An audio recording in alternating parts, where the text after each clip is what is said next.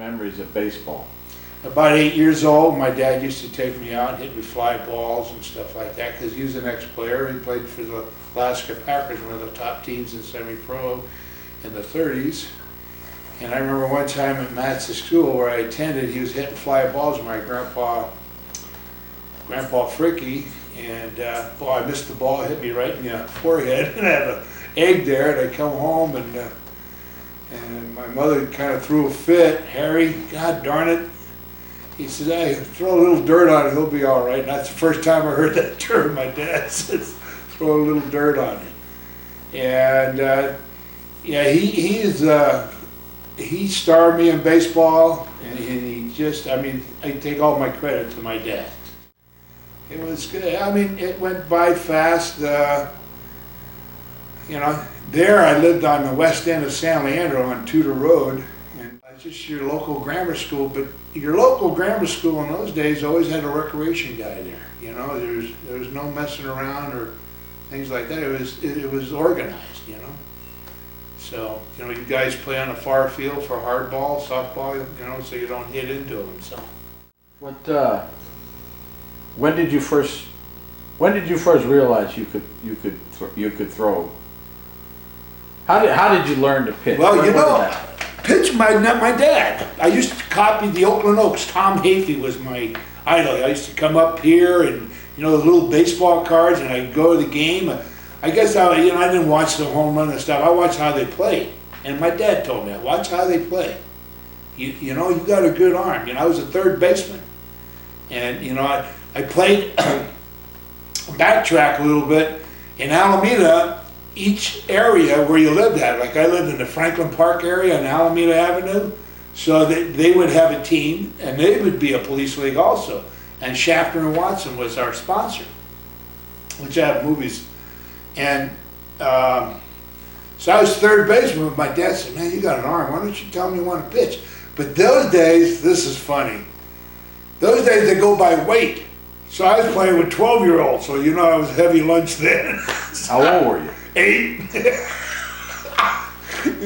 Yeah, 8 years old playing with the big boys, 11, 12-year-olds. So they went by weight in those days. That was in 1948. So, and we moved to San Leandro in winter of 48.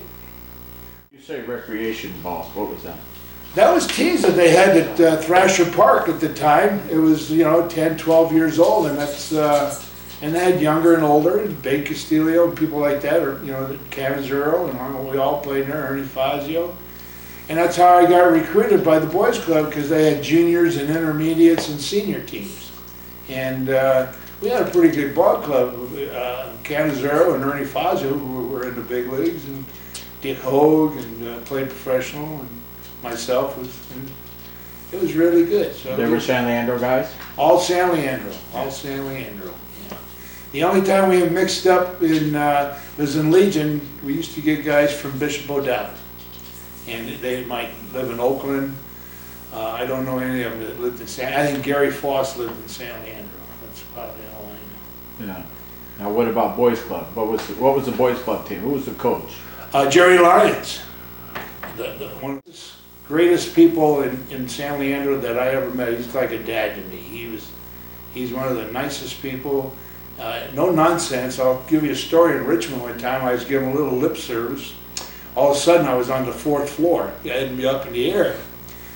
And so my dad was way out in the outfield watching, and after the game, he says, what happened to you with Mr. Lyons? I said, I give him some lip service. He said, well, I hope it taught you a lesson. Nowadays, he'd be suing and everything, but it was a lesson in life. And that's my dad. He never interfered, you know. I remember one time in Legion, I struck out 18 and shut out Hayward Legion 1-0. And I'm looking at my mom's going, geez, you did a great job, son, and all this. And my dad says, I said, how did I do, Pop? He says, hey, you did all right. You got to bend your back more. You got to follow through. So that gives you how my dad was. I mean, it wasn't pressure. He just wanted me to do and be consistent and everything. But he was only telling you something you already knew. I mean, he knew. He knew, and just to stay on top of your game, you know. So where'd you play after boys club? Where'd you play? I played I played for Len Leo's paper stand on 105th Avenue in the Oakland League. In the Oakland, we played at Greenman Field. It was called the Oakland Police League. And we played there, and I played there about 2 years. And from there, I went to American Legion in 53 or 54. Yeah, 53, 54, and 55 I played American Legion. And where'd you play there? We played at pitcher. You mean position? Yeah. Yeah, position, I was a pitcher. Hitter, I would be out of work. I was a terrible hitter. So then from there, I had the fortunate that Canizero and I and a few guys were picked as prospects in the East Bay, and we went over to San Francisco and played in a league with all the prospects around Ernie Evans and guys like that, Veda Pitts and Kurt Flood and all those people. And we played for New Pizza. Then from there... What league was that? It's just an independent all-star team, you know. It's just that it was semi-pro in a lower division, you understand? You know, like after that season, I got picked up by Sills, which is on the upper, at the top, semi-pro, like the San Leandro Merchants, and played there, pitched there, and I was good. I went to, the grammar schools. Started at Woodrow Wilson, and then when Cleveland was built, I was one of the first people in the class to graduate, in the first class to graduate. And I went to Bancroft, and from Bancroft I went to San Leandro High. Jerry Lyons, Chris Carabello, there was one other person, I can't remember his name, but what great people. Tough, very disciplined, but you know where you stood, you know where you stand, and it was just great. It was great. It was my home away from home besides the ballpark, you know. What'd you do there? Played basketball, we shot pool, just hang around with the guys, you know, your friends would all meet there from all over, you know, the city, and we just had fun. You know, I mentioned Bay Castillo, he lived right around the corner on Carpentier there, the first house. It was just great, a good atmosphere. It was just a great atmosphere, you know, and people who were the head of it. And matter of fact, when I got out of baseball, Jerry Lyons got me in San Mateo Boys Club, you know, and it just didn't work out, but we'll go sometime and tell you about that later. But it was just great. It was the greatest thing. My dad loved it. You know, he had a lot of respect for the Boys Club. And Jerry Lyons, I ended up being his son's boss when I worked for the city. Isn't that a small world? Now he became the big boss of everyone. And he just retired himself, Jerry Lyons, yeah. So. Good stuff. When did you first realize you could throw? How did you learn to pitch? Well, you know, pitch my dad. I used to copy the Oakland Oaks. Tom Hafey was my idol. I used to come up here and, you know, the little baseball cards, and I'd go to the game. I guess I didn't watch the home run and stuff. I watched how they played. And my dad told me, watch how they play. You know, you got a good arm. You know, I was a third baseman. And, you know, I played, backtrack a little bit, in Alameda, each area where you lived at, like I lived in the Franklin Park area on Alameda Avenue, so they would have a team, and they would be a police league also. And Shafter and Watson was our sponsor, which I have movies.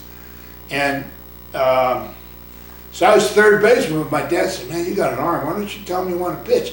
But those days, this is funny, those days they go by weight. So I was playing with 12-year-olds, so you know I was heavy lunch then. How old were you? 8. Yeah, 8 years old playing with the big boys, 11, 12-year-olds. So they went by weight in those days. That was in 1948. So, and we moved to San Leandro in winter of 48. But that was fun. The Alameda Police League. And when did you start pitching? When I played in the Recreation League. In San Leandro Recreation, that's where Jerry Lyons caught me. He said, I want you to play. and I was a catcher also. So we're playing against Pittsburgh Boys Club, and Chris Canizero was the pitcher and I was the catcher. And Chris come up a little lame on the arm and we switched. I remember I pitched about 5 in the 3rd innings and struck out 15 guys. The next week I pitched against East Oakland. I threw a no-no, Melcher a no-no. You know, it's just boom, boom, boom. And that's how I got started pitching. And my dad always, well, we lived on Tudor Road and he had a mound in the backyard and he played catch, you know, until I got too quick, you know, and it's my dad. I mean, everything, you know, people showed me stuff after my dad. My dad got me to the dance. There's no doubt about it. He got me to love the game, respect the game. So, and that's what I still do right now. So when did the wind would blow in from right to left, so you could let them try to jack it out there, and the wind would hold it up a little bit. And it was just fun. It was good. The ballpark they have nowadays is a real nice park, but the old San Leandro ballpark was more, you walk in there, you got a clubhouse, and it was just fun. And I remember later on, Pacific High, that was their home team when they first started, their home park. And then Chabot, when it first started in San Leandro, the campus was in San Leandro. It started on where Pacific High, where the new ballpark is, had and the track field right behind that, and the football field. And then they moved to the Boys Club. The Boys Club moved from Davis Street to the tennis courts were on the corner of Davis and I think it was Estadillo.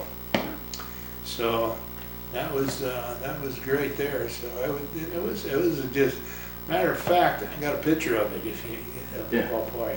So, what do you remember about the Boys Club, San Leandro Boys Club? I got a little bonus and stuff like that. What do you remember at San Leandro High? Great teachers, good people, good PE teachers, just a nice bunch of people. I mean, I didn't study, it's my fault. Can't blame anybody else, you know, get by. But the gym coaches were great, Mr. Franz, Mr. Barry. Well, Mr. Barry was at Bancroft, Mr. Blondin and all those people, Jim Johnson, and just great people. Mr. Hager, there was another man too, and Mr. Ruth was our teacher inside. I just can't remember, but they were really nice. They treated me real nice. They helped me out. What do you remember about baseball at San Leandro High? For me, not doing the job. You know, I should have won more ball games. I was wild. You mean in that aspect, or as a student? No, it's playing baseball. But yeah. say San Leandro High. When we played Castlemont, that was our rivalry, the Big C where Bay Vista is. We used to have tomato fights and stuff like that. And just, you know, nice, a bunch of Bay Castillo. And there was a lot of nice people went to San Leandro. I was believe it or not, I was kind of quiet. You know, I never dated or nothing like that. I was kind of, a lady would ask me, would you like to go to the girl last boy dance? I said, I got to play baseball the next day. I can't do that. Or, I was just, with the guys out, you know, I was a little different, but with ladies, so I never dated in high school. So. What about baseball? Loved it. Who was your coach? Jim Johnson. Same Jim Johnson at Pacific? Right. That's how I got Jim Johnson. His first year was in 1953. That's when the schools changed from Oakland School District to San Leandro District in the fall of �52 in September. So they changed teachers and got their own, and some of the Oakland school teachers came into the San Leandro district. You know, they didn't want to lose their tenure, some of them. So, yeah, Jim Johnson. My JV coach was Forrest Klein. That ended up, it was the football coach, and he had great years at Alameda High and at Laney, and he was an All-American guard at Cal. And your baseball. What about baseball at San Leandro High? Do you remember? Well, I beat Berkeley 7-1. You mean like that? Yeah, we had then I beat McClymonds. Then only won 3 ball games in high school. Well, I ain't gonna throw the blame, but a couple errors here and there, but you know, shoot, you do when you're walking off the thing. You gotta think, oh, you dropped another one. But it was Legion was better. You got a bunch of guys that wanted to play ball. We had Frank Saburo and George Gardner, myself pitching, Canizero, Phil Presky, and Darryl DeBow, and we had a good ball club. We played against Bill Irwin for the championship, you know, east, north, south, and whatever they call it then, and ballpark was jammed. It was jammed. I remember I punched out about the first 4 or 5 guys. You know, I just bringing it in there. Even one of them was Curtis Flood. You know, they had Joe Gaines, Kurt Flood, and all those guys. And then we eventually lost, like, I forgot, maybe 5-2 or something like that. But it was 3. I think it was 3 out of 5 in those days, or 2 out of 3. And it was, you know, Bill Irwin was good. George Poles, the great George Poles, one of the outstanding coaches in amateur baseball, was the coach for Bill Irwin Legion. So then from there, I had the fortunate that Canizero and I and a few guys were picked as prospects in the East Bay, and we went over to San Francisco and played in a league with all the prospects around, Ernie Evans and guys like that, Veda Pinson, Kurt Flood, and all those people. And we played for New Pizza. Then from there, What league was that? it's just an independent all-star team, you know. It's just that it was semi-pro in a lower division. You understand? You know, like after that season, I got picked up by Sills, which is on the upper at the top, semi-pro like the San Leandro Merchants, and played there, pitched there, and I was 16 or 17, and then San Leandro Merchants with Vince Munzo and Mr. Fields. I forgot Mr. Fields, Joe Fields, nice man. Then for then I signed. I signed in about 12:02 that night at Farley Pool. Signed with the Red Sox. The scout Charlie Walgren and my dad were right there. Go. Yeah, when we were After talking. 58, 59, I played up in the Northwest League, played about a month, got released. Then I was out of baseball, 60, 61, I dislocated my shoulder, was down to here. 62, I signed with the Red Sox again, but in How'd you dislocate your shoulder? playing basketball at San Leandro High, the recreation league, landed on it and drove it all the way down to here. And I wore a cast. They should have sewed it, stitched it, but they thought I was muscular enough that it was no problem. Yeah. So then winter of 61, Eddie Lake and Bill Serena, former big leaguers, they had the Minnesota Twins Winter League team. So I was their relief pitcher, and we had a great team. I'm pretty sure I was 8-0 as a pitcher in that league, and I think it's the most victories for that Peninsula League. It was a fast winter ball. Then Charlie Walker, my old buddy, says, Lou, I'd like to sign you. And I says, fine. So I just signed. With who? The Red Sox again. Then I went to spring training. I went to Pocatello, Idaho. The manager was Bill Slack. He says, Lou, I got to talk to you. And I said, what is it, you're going to get released? He said, yeah, it's your age. I said, Bill, they knew how old I was when I signed. You know, that's BS. So I came home, I phoned up Charlie Walker, and I said, I want a job. I'm in shape. You know, I did everything. I worked hard. I want to play. So he got me with the Angels. So he sent me down to San Jose, and the 2 guys who looked at me were Joe Gordon, the Hall of Famer, and Bob Lemon. And the first thing they said, do you get along with people? And I says, I try. I said, I don't take no prisoners. But anyway, they signed me and I played for the San Jose Bees in '62, and our team won the league. And there's history behind it. When I was in Las Vegas, San Jose went to Las Vegas because they couldn't afford it, so they went to Vegas. I was on that team, and the first year that San Jose come back, I was on that team. So, 58 to 62. So I pitched a lot of relief in a couple starts, and then the manager, Red Marion, one of my favorites too, like Bob Clear, says, "Hey, big guy." He loved me because I never looked for help. I had experience. He never looked in the dugout and take me out, coach, and all this stuff. So my manager, I remember one night Santa Barbara was going, he says, "Louis, if I manage Hawaii next year, you're going to be on the team. I love your makeup and everything, your leadership." I said, "Red, I heard that music before." He said, "I'm not, if I get the job," which he did. He came back to San Jose, and Irv Noren was our manager at Hawaii, and I got optioned out to Reynosa in the Mexican League. And again, I thought I had a good spring, but there's politics in life, so it's just, we're not going to violin on that. So,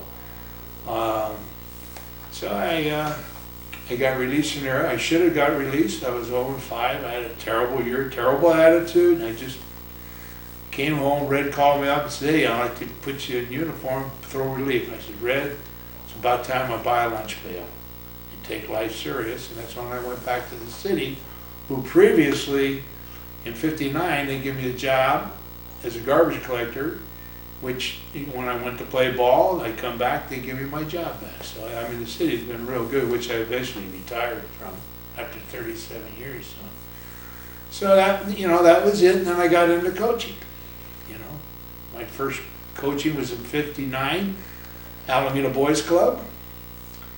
My next job was in 1961. No, when did Pacific High open up? 61. Yeah. And I coached the JVs, and Jim Johnson was the head coach. And then I went back into ball. Then in '66 I got married. How'd you meet Ann? I met Ann in San Francisco at the Pierce Street Annex. I like to interrupt. I said, baseball has been good to me, but it really gave me, the bonus I got in baseball is meeting my wife. And my two other bonuses having my daughters, Kathy and Karen. That's what baseball gave to me. I couldn't complain. I don't complain before because if baseball gave me a chance, and you got to take advantage. I got my foot in the door. You got to go all the way. Everybody wants to make the major leagues, but meeting my wife and we're having the two children, I said, "Man, I'm set for life. I can't ask for anything better." Plus, all the nice friends I have in this area. Where'd you meet her and how'd you meet her? I met her at the bar. It's a hot dog beer place, Pierce Street Annex in San Francisco. And we were talking, and we casually dated, and once a week, and she wasn't pushy or nothing like that. And pretty soon she had a trip around the world before she met me, and she was talking about it. And I said, "Well, maybe we should break off, and you do your thing and I do mine." "Oh no, I love you." And I said, "That's good enough for me. Go take a trip." So about 7 months later, I flew to Boston and met her. We made plans, and we got married in 1966 at the Grace Cathedral in San Francisco. In February 12th of this year, 2010, will be 44 years. And I still haven't made an error yet. No! But no, nice lady, great lady, have fun. I'm still a kid at 12, and I just enjoy life, and I'll probably never grow up, and I don't care, and I just enjoy life, and she's a good partner. She's an excellent partner. I couldn't ask her any better. Okay. So you do. How did you decide to quit baseball? Well, after being in it from 56 to 63, you just say the heck with it, And when I got married, the first year, Jim Johnson called, my coach, and asked me to coach American Legion in '67. And I'll tell you one thing, I was coaching young people from Pacific High and San Leandro High, and I fell in love with it.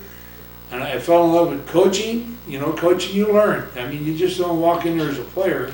As a player, you make adjustments. You learn to make your own adjustments.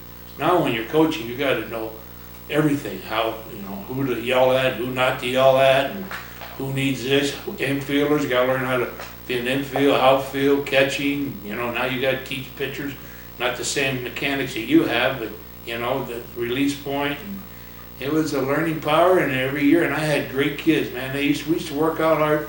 The key to my success in coaching is my coaches are with me, Al Van Zanten and all these great people. And then after a while, I have guys that help me coach, like Mitch Meyer and Rocky Sparrow and Mark Rodriguez, Don Davio. They all played for me. They know where I came from, you know, and it was so easy. Bay Castillo.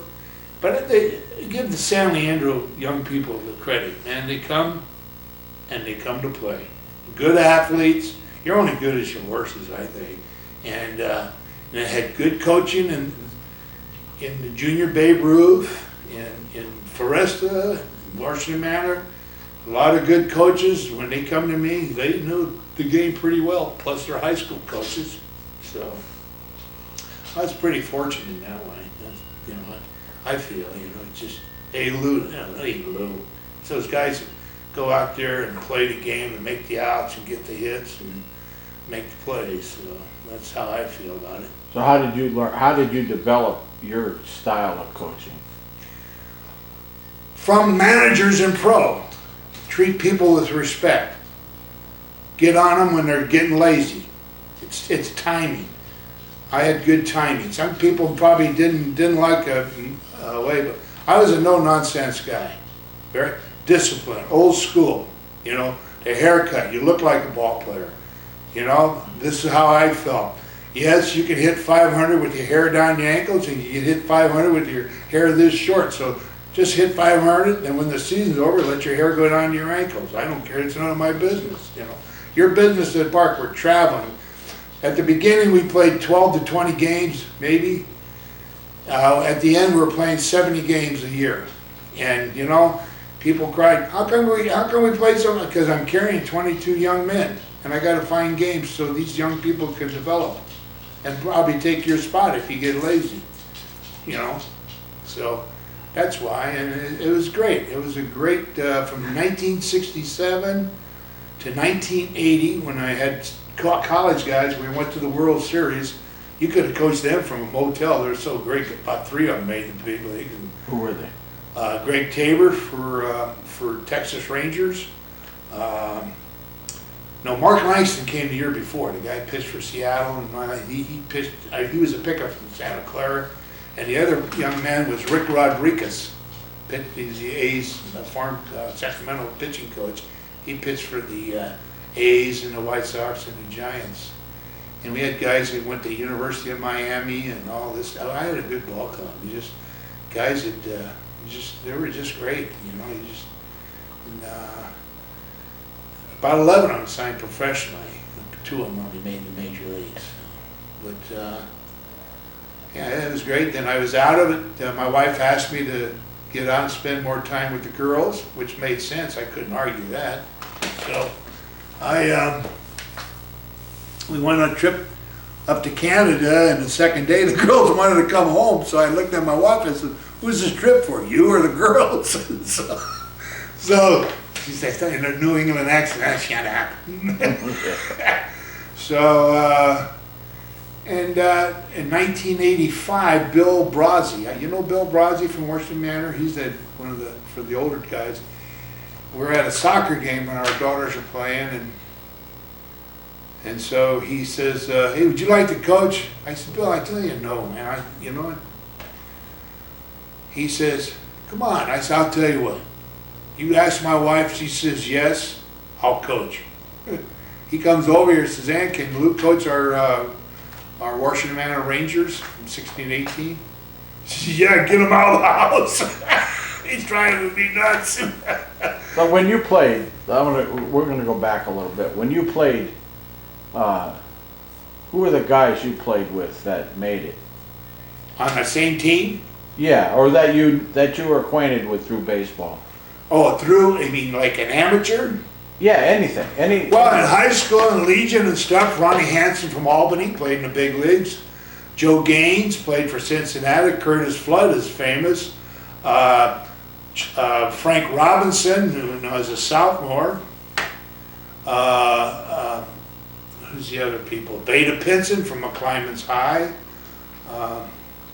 Jesse Gonder from McClymonds. He was a catcher with the Yankees in Cincinnati. Chris Canizero from our club played a lot of. He's a hell of a catcher. He's one of the best catchers I ever pitched to. Who else was a lot of Oakland kids. Afterwards, Rudy May, Joe Morgan, and a kid named Leroy Reams played for the Phillies for about a week. Who else was there? There was a lot of good ones. And when I played, like people I met, I said earlier, like Joe Gordon, Bob Lemon, Ted Williams, 1962. What a great guy. And no nonsense. If you got thin skin, don't hang with him, you know. And how'd you meet him? well, he was a hitting instructor and outfield instructor. So in the outfield instructor, he would hit, you know that outfield drill I have? Yeah. That's where I learned it from, Ted Williams. You know, you go back and forth, in and out. And so I met him there. What a great guy. He was a guy who said, "What's your name, Lou?" And he'll never forget it. You know, like we're in Ocala. "Hey, Lou, how you doing?" You know, it was just he's a man's man, you know. So I remember when I was throwing BP batting practice, and I threw it with 2 seams instead of 4 seams, just letting it ride. And, you know, just straight, it's a hitter's practice. So the ball went like this, the guy bunted, hit him in the special purpose place. The guy's on the ground, Williams yells at me, he says, "Are you warm?" I said, "Yeah, I'm warm." And he's yelling at the guy who's still down there, "If you can't bunt the ball, get the hell out of there." That's Ted Williams. To me, I love that. So then, let's see, who else? Bob Lemon. Excuse me for moving around. I can't see. I'm trying to think. Bobby Dorr, Mel Parnell from the Red Sox. Dizzy Dean at a dinner in 1955 when after 56 when I signed. I was a guest in San Jose Hot Stove League. Well, there's a story. I'm going to ask you if it's true. What? Howard Cosell was talking to Willie Stargell. Right. Do you know that story? Yeah, it was in Jacksonville, Florida. Fred Filippelli and I. Yeah, he was a black. They didn't want to serve blacks. Art Blunt, Will Stargell, and I think it was Robert Earl Davis. And we told him to go to hell and stuff. We stuck up for our ball players, our teammates. We told them, stick it up where the sun don't shine. That was it. We walked out. Huh? I mean, you can't go detail unless you fight the guy, right? You know. Yeah. Yeah, there's a lot. Duke Wright. Duke Wright, when I was in the Pirates too, same organization. They didn't serve you in Reno. Nevada was segregated in '58. They wouldn't serve him in Reno. Told the guy, "Go to hell. Come on, Duke, take a hike." Yeah, but they're ball players, man. That's your teammates. You got. I don't care where they're from, what state they're from, or whatever. You got to stick up for your teammates. You know, 'cause those are the guys that make the plays for you. So. Yeah. Well, the story I heard was Cosell was interviewing Stargell when he was playing in the World Series, and he asked him who the funniest guy in baseball was, and he said, "You might not know him, but his name is Louis Profumo." Probably. You didn't hear that? You No, never I heard didn't that? hear Oh. that. I'm trying to get the copy of that.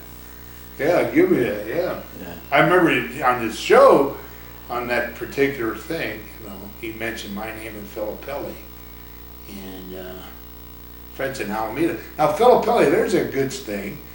My dad and his dad played Alaska Packers together, and we were in the Pirates together as roommates in Douglas, Arizona. Isn't that something? Yeah, that baseball, I mean, every sport has its, everything is, if I tell young people, play them all, because you only can play it once. And when you get to that after high school, then you gotta choose, unless you're exceptional. And it's a lot of concentration, a lot of practicing, little things, you're learning quickness, As you get older, you gotta learn quickness.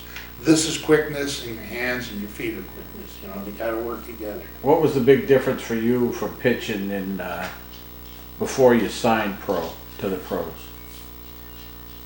Oh, the difference? Well, everybody takes batting practice every day and everything, so they're sharp, You can't mess up, and sometimes I would mess up. Instead of throwing it low, I get it up here, and what they call a Peggy Lee fastball. Peggy Lee fastball, remember that song, Is That All There Is to That? So they call that a Peggy Lee fastball. So, you get a little lazy, you get a little brain dead, and you lay it in there, they call it. You lay it in there and they lay it way out.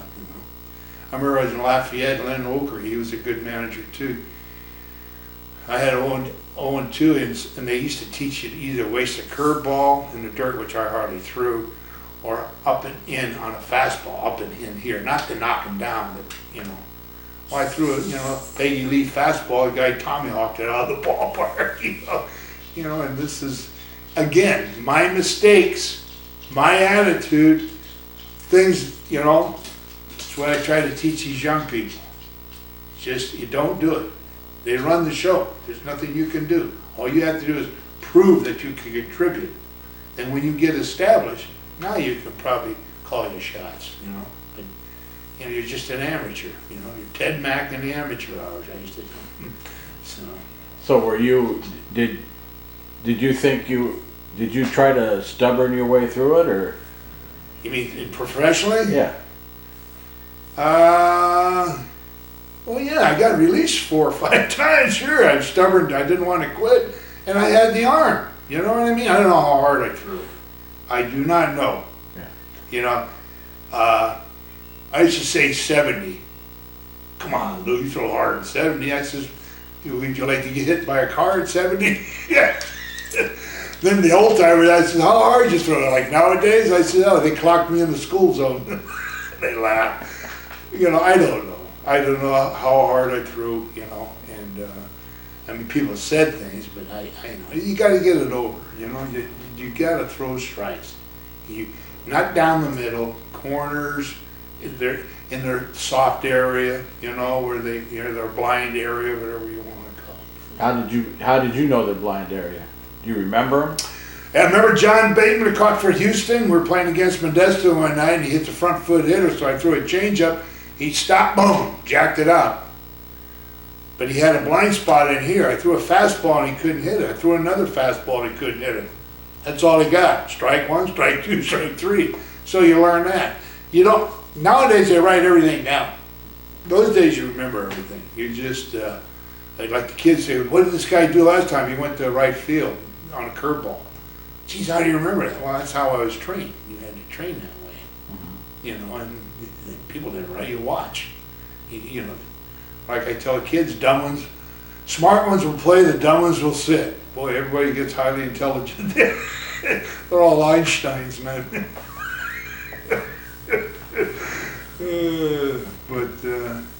No.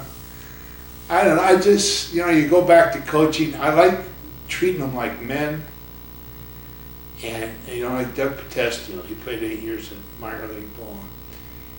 Doug Calcagno, I said, who's the best amateur coach you ever had? He says, Louis Profumo, because he never quit on you. You mess up, he'll make you go back out there until you get it.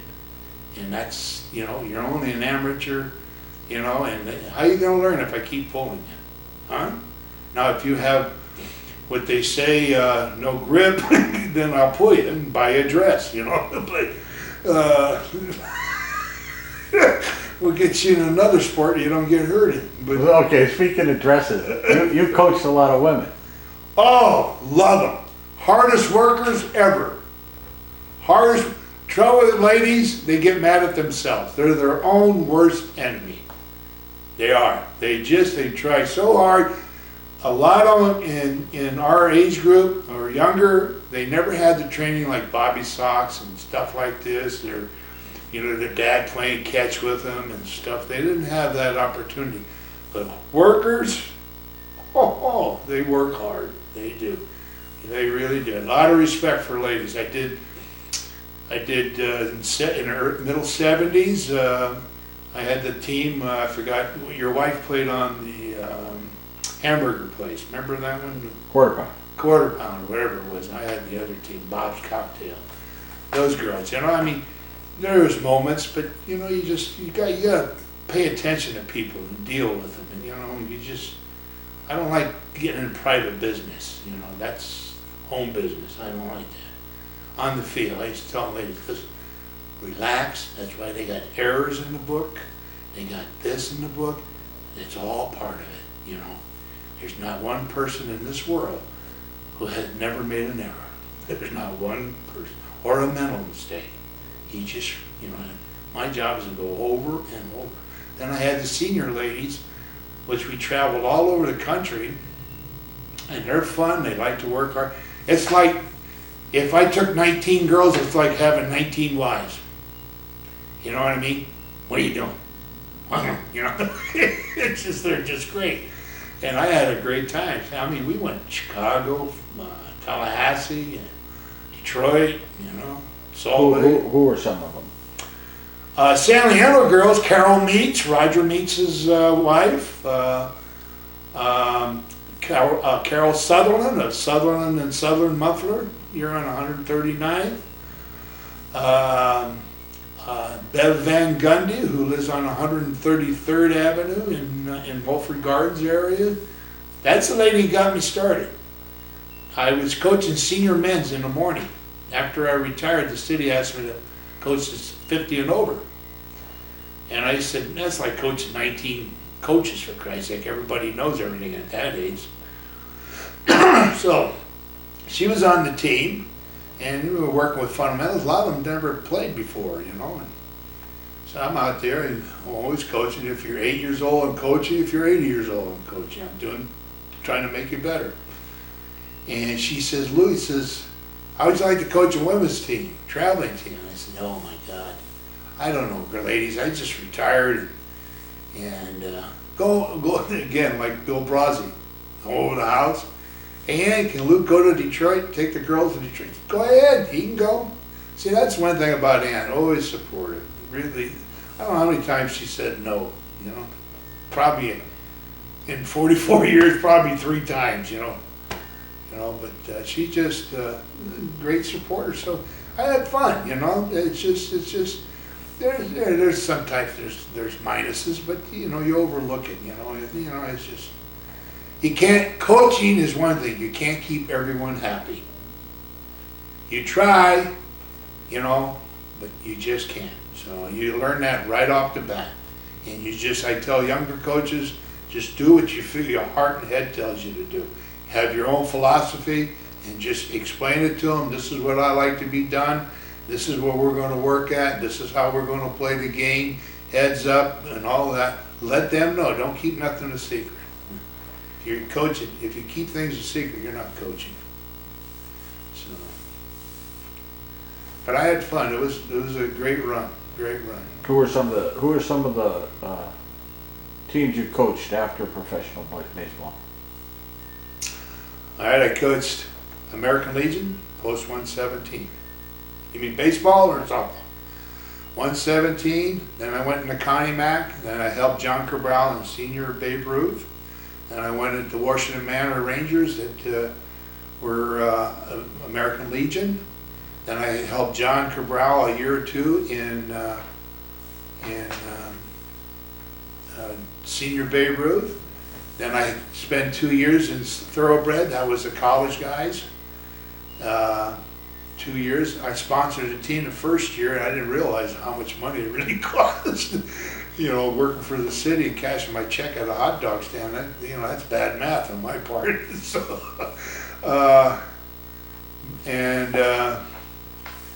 then I went back 2003. Excuse me. Okay. Yeah. Tell me about your pitches. What pitches did you have? Fastball, 2-seam, 4-seam, mostly 2-seam, sinker, change up, like a choke ball, throw it like this, and a curveball, like Joe Gordon showed me. Like you got a hammer hitting a nail, boom. I used to hook my arm like this, and that's changed the speeds. You know, your curveball is like from 8 to 10 miles different from your fastball. But if you hook it like this, it's like 20. And sometimes you hook it and you throw it deep. Deep curved balls, like you throw it here instead of out in front. And it has like a rainbow effect, and hitters can pick that up. Good hitters can. Yeah. And you keep everything in through here. You know, out here, because they can pick up your hand and what you're throwing. So you're talking about where your hand is. Yeah.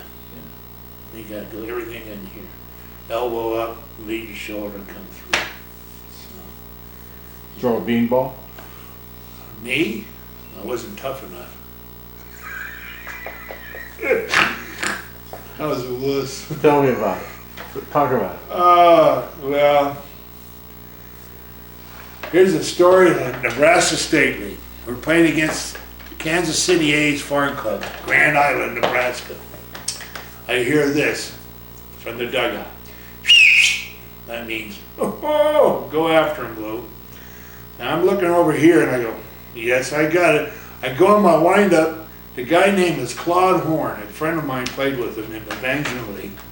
He's bending over, calling timeout, rubbing his hands in dirt, and the ball goes over his head. Danny, the manager, Dan, what was his name? Danny Dolan or something. He goes, Jesus, come on, Lou, you got to pay attention. I tell, oh, Jesus. He wasn't even in the box yet? Bill Sreda comes up to me one time, playing with the Cubs and all that. We're playing against the Phillies, and I think John Bacabella or somebody's up. He comes out and he says, hey, Rooms, because I room with him in Wichita, Kansas, which represented the state of California for Humboldt Crest. And he says, hey, Rooms, he says, why don't we walk this guy? We got a base of no. I said, what? If I waste 4 pitches, I'll plump the guy with one. It's like, there you go. And he's laughing, him and Eddie Lake are going, oh my God, this guy's nuts. But that was part of the game. It sounds like you're tough, you know? They're going to throw at you. Those are the days there's no DHers, man. You hit? Yeah. Talk about hitting. Oh, terrible. Christ, I'd be out of work. See, I'd be a lumper for all it's, no, that's terrible. Terrible. I hard to teach it. You can't, you know, how you teach good habits when you had a bad habit? Hitting is, you know, I just, you know, like, especially the ladies, you know, more relaxed and, you know, explode. And hitting, I watch the hitters, you know, bailing out, you're on your heels and stuff, you know, and you're not taking, you know, you're not hitting the outside pitch because you're bailing on your heels or rolling. That from pitching, looking at a hitter, you know, so. But sitting there for an hour or half hour and talking about hitting, I know A to B and things like hands and stuff, but there's some guys that really can really critique it real well. So I never lie to a kid on that. You know, I just say, hey, this is what, just like this, keep your head in, and boom, like that. I remember a kid named Bass played for Milwaukee. He's playing Winter League ball, and I was managing a Peninsula team. And, you know, our players don't like that seance for 20 minutes. He's at bat, and he's going like this. He, you know, turned his head. I just went, bingo. Remember in Texas, guy AA team Midland, I was visiting Doug, and a guy named Gary Varsho, who's a coach for the Pirates right now. And he said, man, I ain't hitting. He's hitting about, he ain't hitting his weight. I go, let's see. You know, Rocky Sprue and I were there, and I said, well, I'll look, and if I was pitching against you, this is what I'd do. He's rolling on his heels, and, you know, he couldn't, I said, you can't hit the outside pitch, huh, Gary? He said, yeah. I said, well, let's stand up a little bit, do something different instead of being flat-footed. You know, when you're flat-footed, your chance of rolling on your heels. If you just lift up a little bit, your chance is not rolling on your heels. So I go, she went 4 for 5 that night. He thought I was, you know, King Kong of the hitting world. He sent me video. I said, no, send him back. I just got lucky that night. You know, it's just like the night I met my wife. You know, I got lucky. You know, I just said shit. But one thing I don't do is lie. You know, I don't lie or BS. You understand? If I don't know nothing, I'll ask somebody. You know, I'll ask a player. I'm really particular when people know the game, and like Christopher and all these guys, Dickie Hanlon and people, you know, work with the kids a little bit because they know what they're doing. And the kids like to listen to someone else. You know, they can listen and then you hear the same music. And sometimes the guy will say the same music, but it's from a different voice, you know. So if you got an ego trip, get out of coaching. You know, I don't. How do you deal with players' egos when they're young? Well, I'm kind of crude, you know.